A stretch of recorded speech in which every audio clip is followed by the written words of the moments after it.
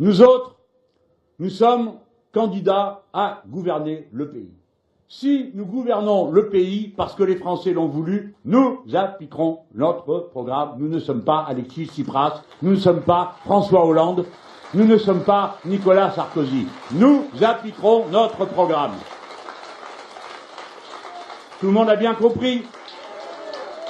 Donc, nous sommes des gens sérieux et honnêtes. Nous ne mentons pas aux gens. Nous leur disons la vérité. Notre programme n'est pas compatible avec les traités européens actuels. Il n'y a pas besoin d'attendre d'être élu pour qu'on le sache. Donc, si vous voulez que ça continue comme c'est là, votez Macron.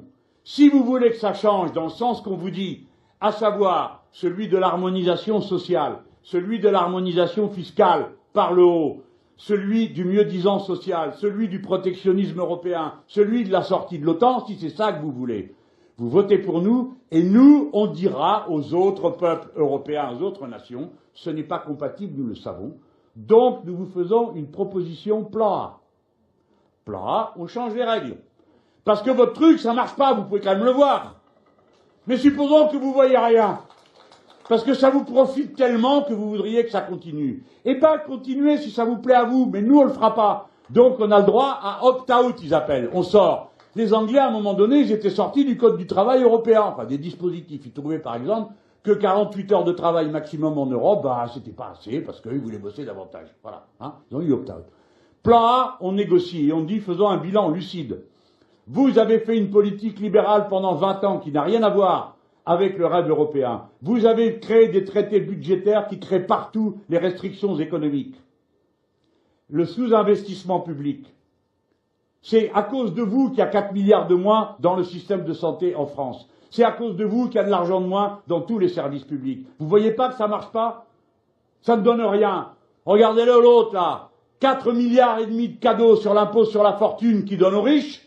Et le résultat, rien dans l'économie réelle. Alors je dis à monsieur le maire, mais vous êtes au courant que c'est l'économie financière qui domine le monde? Eh, moi j'ai pas été à la même grande école que vous, mais je le sais. Et vous n'avez pas l'air de le savoir. Expliquez-moi pourquoi vous croyez que les milliards que vous leur avez donnés, ils vont les mettre dans l'économie réelle, c'est-à-dire investis dans des machines, des entreprises. Expliquez-moi pourquoi. Il se lève, il est tout blanc, il me regarde et il dit « Mais voyons, monsieur Mélenchon, le bon sens ?» Ah, c'est le bon sens qui mène le capitalisme. Ça se voit, non? Le résultat, c'est que les recettes de l'État cette année vont être inférieures à celles de l'année précédente. Et que donc, en plus de ce qu'ils avaient prévu de faire pour arriver à cette règle absurde, ridicule, anti-économique des 3% de déficit permis, il va falloir qu'ils y rajoutent la somme qu'ils n'ont pas touchée dans les caisses de l'État parce qu'ils l'ont donnée aux plus riches qui n'avaient rien demandé. La théorie du ruissellement. Bon.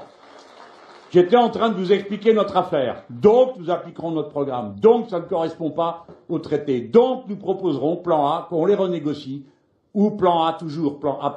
Nous, on fait ce qu'on veut, et vous, vous continuez comme vous voulez. Mais on vous prévient, quand on interdit des cerises avec du pesticide, vos cerises ne rentreront pas chez nous avec du pesticide.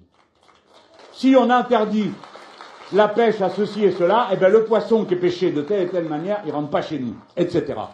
Donc, la souveraineté du peuple sera respectée. Là-dessus, ils nous disent, non, on ne veut pas. Plan B. On le fera quand même.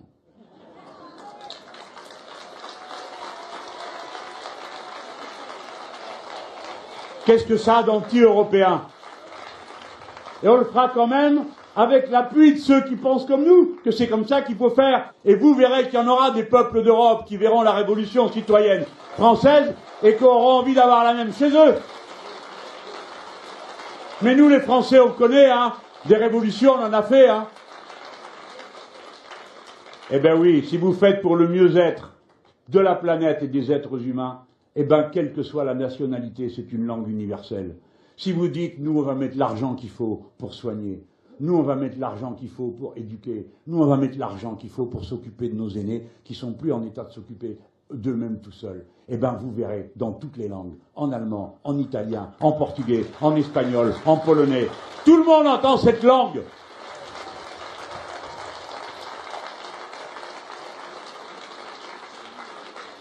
Donc, vous allez voter insoumis, à l'élection européenne, d'abord pour dire à Macron, stop, ras-le-bol, ça suffit, dégagez.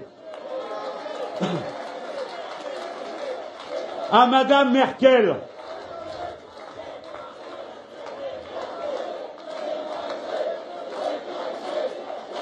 à Monsieur Juncker, au commissaire européen qui va poser avec les tyrans en Afrique. Place au peuple. Place au peuple.